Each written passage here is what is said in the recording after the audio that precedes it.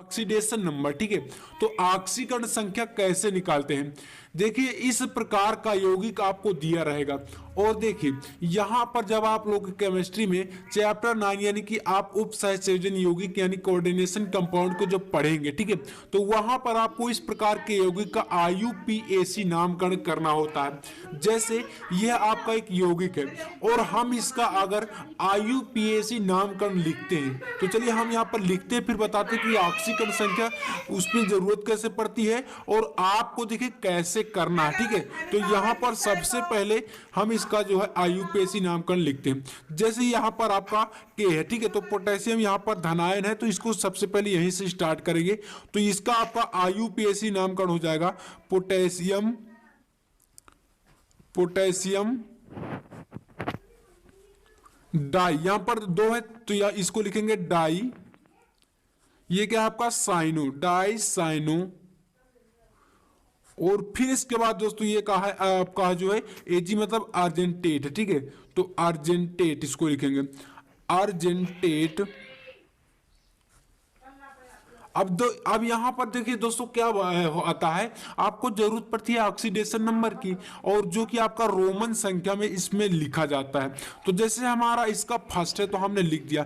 अब इसमें आप लोगों को कंफ्यूजन होती है, मतलब कई सारे जो है छात्र इसी में कंफ्यूज होते हैं कि ये जो ऑक्सीडेशन नंबर आया है तो वह कैसे आया है। और ऑक्सीडेशन नंबर आपका देखिए जानते हैं कि केंद्रीय धातु जो आयन होता है, ये केंद्रीय धातु में परमाणु होता है, लिगेंड के साथ जो जुड़ा रहता है, इसी का हमें ऑक्सीडेशन नंबर निकाल कर रखना होता है। तो यहीं पर कंफ्यूजन आती है, तो इसको कैसे निकालते हैं तो यही आज के इस वीडियो में चर्चा करेंगे और आपको विथ एग्जांपल नहीं, आपको पूरा उदाहरण देकर मैं आपको 3 से 4 ऐसे यौगिकों का जो है निकाल कर भी बताने वाला हूं। तो देखिए इसके लिए सबसे पहले आपको करना क्या है, जो आपका इसके साथ लिगेंड जुड़ा है तो ये आपको मालूम होना चाहिए कि लिगेंड जो हमारा यहां पर जुड़ा है केंद्रीय धातु परमाणु के साथ, वह धनायन है, ऋणायन है या उदासीन है।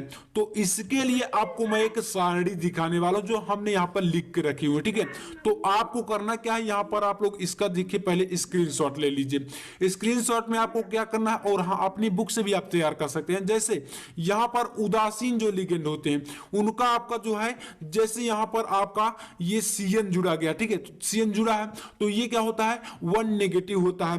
तो यहां पर आपका इसी प्रकार से यहां पर आप देख सकते हैं जो ये सारे लिगेंड, जैसे CO हो गया, अगर यहां पर जुड़ा होता है यहां पर तो आप क्या करते हैं, उदासीन का मतलब 0, तो यहां पर आप 0 का जब हम निकालेंगे अभी तो आपको पता चले कि कैसे 0 करते हैं। ठीक है, तो यहां पर आपका जो लिगेंड जुड़े हैं वह लिगेंड आपको यहां पर देख सकते हैं। जो उदासीन लिगेंड होते हैं वह आपके होते हैं कार्बोनिल, यहां पर CS मतलब थायोकार्बोनिल, NO मतलब नाइट्रोसिल और H2O। देखिए यहां पर इसको H2O को आप जल नहीं बोलेंगे, कार्बनिक यौगिक यहां पर आपको जो है इसमें जो है उपसंयोजन यौगिक में जो है आपको एक्वा बोलना होता है। ठीक है, तो यहां पर H2O का मतलब आपका हो जाएगा एक्वा।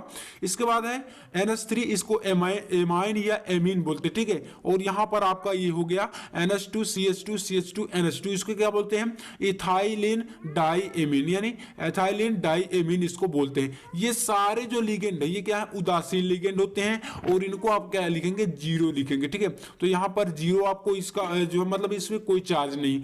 इसके बाद नेक्स्ट आपको एक तैयार करना है जो कि होता है ऋणात्मक लिगेंड और ऋणायन लिगेंड। ठीक है, यही आपके ज्यादा इंपॉर्टेंट है, ऋणायन और धनायन। तो इसमें देखिए Cl याद कर लीजिएगा, या आप इसका जो है स्क्रीनशॉट भी ले सकते हैं। Cl माइनस होता है, Cl नेगेटिव, इसको बोलते हैं क्लोराइडो, Br ब्रोमाइडो, I माइनस आयोडाइडो, Cn का हो जाएगा साइनाइडो और SO4 2 माइनस यानी कि 2 आपका ऋणात्मक तो सल्फेटो हो जाएगा, S2 माइनस इसका सल्फाइडो, N3 माइनस है आपका एंजाइडो। ठीक है, इसके बाद है आपका OH माइनस तो इसका हो जाएगा हाइड्रोक्साइडो, O2 माइनस इसका ऑक्सो, और इसके बाद इसी प्रकार से मतलब आपको इनको पूरे जो है तैयार कर लेना। ठीक है, और इनको कैसे रखते हैं तो यहां पर आपको पता चलने वाला है। नेक्स्ट आपका है धनायन लिगेंड जो है, इसमें क्या होता है देखिए इनमें मतलब आपको +1 चार्ज लिया जाता है। ठीक है, तो ये आपका NO+, इसका मतलब नाइट्रोसियम। ठीक है, इसके बाद NO2+ हो गया तो नाइट्रोनियम, इसके बाद यहाँ पर NH2 NH3 ये प्लस का होता है डाई हाइड्रोजनियम, ठीक है। तो यहाँ पर आपका ये हो गया। इसके बाद यहाँ पर देखिए अब हम इसका जो है ऑक्सीडेशन नंबर निकालते हैं। तो आप लोग उस सारणी को जो है तैयार कर लीजिएगा। जैसे हमारे सामने एक यौगिक आ गया, ठीक है।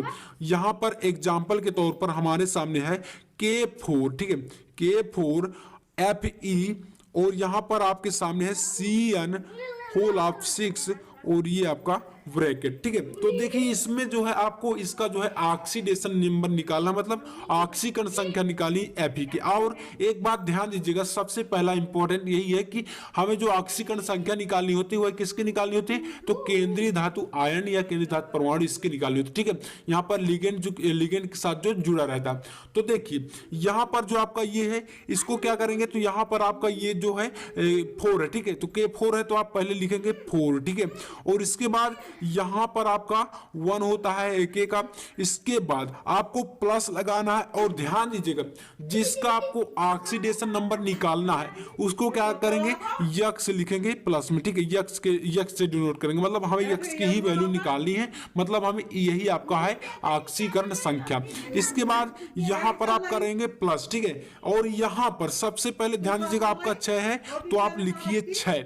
अब मेन बात यहीं पर आती है, CN है आपका, तो CN आपका क्या कौन सा लिगेंड है, धनायन है, ऋणायन है, या मतलब कौन सा है। तो देखिए इस साइड में आप एक बार देखिए CN आपके सामने यहाँ पर दिख रहा है साइनाइडो, तो ऋणात्मक लिगेंड है, ऋणायनिक है, ठीक है। तो इसमें क्या करेंगे -1 लेंगे। तो मैंने आपको यही बताया कि यहाँ पर आप गुणे में जो है -1 कर दीजिए, तो इस प्रकार से लिया जाता है। तो यहाँ पर आप जब इसको कैलकुलेट करेंगे तो क्या होगा 4 प्लस यक्स और देखिए 6 और इसका -1 में जो गुणा करेंगे तो -6 हो जाएगा और इक्वल में यहाँ पर आप लोग इसके 0 लीजिए, ठीक है। मतलब कि कोई भी यहाँ पर जो है आयन नहीं जुड़ा हुआ है ऊपर या नीचे तो आप लोग यहाँ पर 0 लेंगे। अब 0 मतलब अब जब कोई आयन जुड़ा होगा तो आप वहां पर उस संख्या को लिखेंगे, बट यहाँ पर कोई नहीं जुड़ा होता तो यहाँ पर क्या करेंगे 4 और देखिए यहाँ पर इसका आपका हो जाएगा +x और -6 = 0, ये है ही। और यहाँ पर इसको जो है कैलकुलेट कर लीजिए, जैसे यहाँ पर आपका -6 और ये प्लस का 4 है तो यहाँ पर x - 2 = 0, तो यानी कि आपका जो x का वैल्यू आएगा ये आपका आएगा प्लस का 2, यानी आपका x का जो मान आ गया वो है 2 आ गया प्लस का। तो आप कह सकते हैं कि जो हमारा Fe है इसकी ऑक्सीकरण संख्या कितनी आई, तो 2 आ गई। इसी प्रकार से निकालना होता तो मतलब जैसे यहाँ पर आपको जैसे इसकी जगह पर Fe होता तो आपको यहाँ पर क्या करना, रोमन संख्या में लिखना, तो आप इस प्रकार से सेकंड लिख देते, ठीक है। तो इस प्रकार से ये आपके काम आएंगे। इसके बाद दूसरा एक और यौगिक देखते हैं। तो देखिए यहाँ पर आपके सामने है जैसे Ni और इसी में आपका है CO और यहाँ पर 4, ठीक है। तो ये आपका है Ni और CO4, ठीक है। तो इसमें आपको क्या करना है, Ni की जो है ऑक्सीडेशन नंबर निकालनी है। तो Ni का हमें निकालना, तो हम इसमें क्या करेंगे, सबसे पहले Ni को x कर देंगे, इसके बाद यहाँ पर प्लस लगाएंगे और आपका 4 है तो 4 करिए और गुणे में यहाँ पर CO है। CO को पहले ध्यान दीजिए कि कौन सा लिगेंड है, मतलब उदासीन लिगेंड है या ऋणात्मक है या धनात्मक है। तो देखिए इसमें हम देखेंगे यहाँ पर आपका CO आ रहा है कार्बोनिल क्या है, उदासीन है, और उदासीन में हम क्या लेते हैं, 0 लेते हैं। तो जब हम इसको 0 लेंगे तो यहाँ पर आपका 0 हो जाएगा। तो सिंपल सी बात है, x और इक्वल में आपको 0 करना ही है, तो x और प्लस आपका 0 तो इक्वल 0, यानी कि x की वैल्यू आपकी 0 आ गई। तो यहाँ पर आपका दोस्तों ये क्या हो गया, इसका जो ऑक्सीडेशन नंबर हो गया, ऑक्सीकरण संख्या वो 0 आ गई, ठीक है। इस प्रकार से निकाल लेना। एक और यौगिक यहाँ पर लेते हैं, जैसे कि आपका यहाँ पर दिया गया है कि Li इसमें ब्रैकेट रहेगा यहाँ पर Al और यहाँ पर आप कर दीजिए H4, ठीक है। तो ये आपका इसमें लिगेंड जुड़ गया। इसमें आपको निकालना है ऑक्सीडेशन नंबर जो है Al का। तो चलिए इसको कैसे निकालते हैं। तो देखिए यहाँ पर सबसे पहले Li जो होता है वह कितना होता है, 1 है आपका, तो यहाँ पर 1 रहेगा, प्लस यहाँ पर x जो है Al की हमें निकालना है, तो इसको हम क्या करेंगे, यहाँ पर x कर देंगे।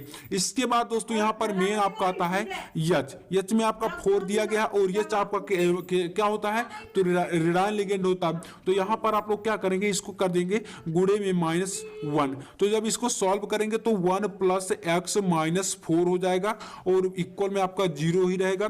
तो यहाँ पर आपका आएगा x -3 इक्वल 0। तो x की वैल्यू हमारी प्लस का 3, मतलब कि x का जो हमारा जो ये इसका जो एल है इसका ऑक्सीडेशन नंबर कितना आया, प्लस का 3 आ गया। अब इसके बाद एक हम देख लेते हैं और इससे थोड़ा सा डिफरेंस, जैसे कि यहाँ पर आपका दिया गया है कि जेड एन और यहाँ पर आपका NCS, ठीक है, यहाँ पर 4 और इसमें देखिए जो आपका इसमें आयन है वो -2 है।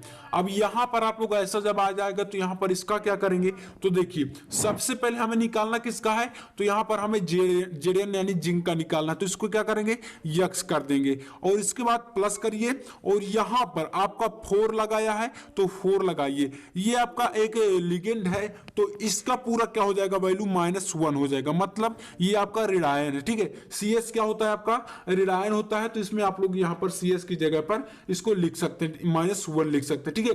तो जब हम यहाँ पर -1 लिख देंगे तो इसका वैल्यू आपका इक्वल टू, यहाँ पर देखिए 2 आयन है तो -2 है, ठीक है, 2 माइनस है तो निगेटिव है, तो यहाँ पर -2 इक्वल में लिखेंगे। अब यहाँ पर 0 हम नहीं लिखेंगे क्योंकि यहाँ पर आपका जो है 2 माइनस दिया गया है। तो यहाँ पर आपका x और यहाँ पर 4 का इससे गुणा करेंगे तो 4 इक्वल -2, तो यहाँ पर x इक्वल -2 और ये आपका देखिए यहाँ पर इधर आएगा तो +4 हो जाएगा। तो इसका वैल्यू जो आपका x का आएगा वो है +2 आ जाएगा।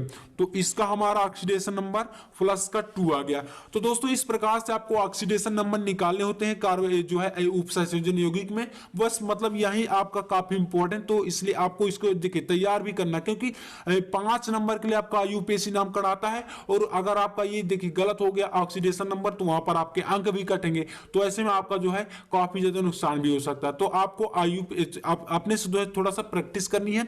बस यहाँ पर देखिए लिगेंड में कोई कंफ्यूजन नहीं होनी चाहिए। एक बार आप लोग इसको देख सकते हैं, बाकी और मतलब यहाँ पर इसका स्क्रीनशॉट ले सकते हैं या अपनी बुक से भी आप इसको जो है तैयार कर सकते हैं, काफी ज्यादा इंपॉर्टेंट है। तो दोस्तों